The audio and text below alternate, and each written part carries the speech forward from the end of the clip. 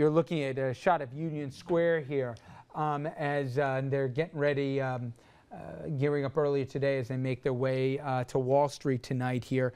And we'll see how the protest shapes up this evening. All right, I want to bring in some more of your reaction, and the table and I will get involved as well. Let's bring in Ralph from Mamaroneck. Ralph, you're on the line. Thank you for holding. You know our question tonight, the gap between have and have not. You think it's a major problem in this country? It's a major, major problem. I mean, look how many employees Walmart has. The 5 grandchildren of Walmart are worth $120 billion right now. You know, you're looking at Apple Computer. They have $115 billion on their books. They're paying people in China $380 a month. They're only paying Americans $10 an hour to work in their shops. They don't want unions. The whole procedure right now to get ahead is very tricky. There are not as many people who are getting jobs even after getting master's degrees.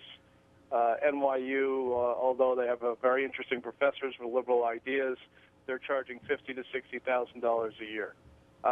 It's a very tricky situation for people right now that want to get ahead, and the tension's growing.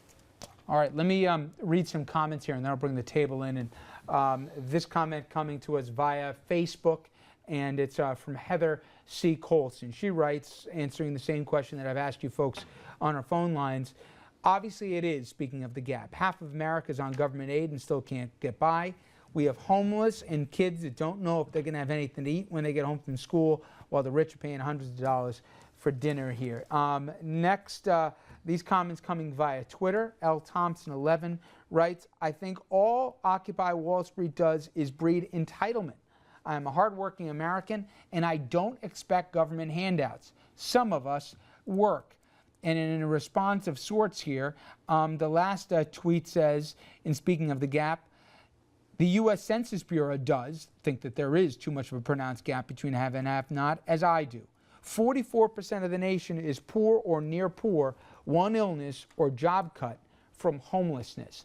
And I think that last point is what a lot of folks relate to say, even if I've never been politically involved, even if I'd never show up to a rally in my life, I know how close and how small that margin is now. Forget about saving for retirement here. I'm just trying to get by. Richard, to one of the quotes that you read, to my knowledge, and Richard would know better, but Occupy Wall Street has never asked, to my knowledge, for entitlement. They have asked for fairness. But did I hear the first caller right in this segment that he said the 5 grandchildren of Walmart are worth $120 billion? Did I hear that right? I think that's probably a good example, whether the numbers are correct or not, of the kind of income disparity we're talking about. But go back to Dominic's observation about the one comment about entitlement and some of us work.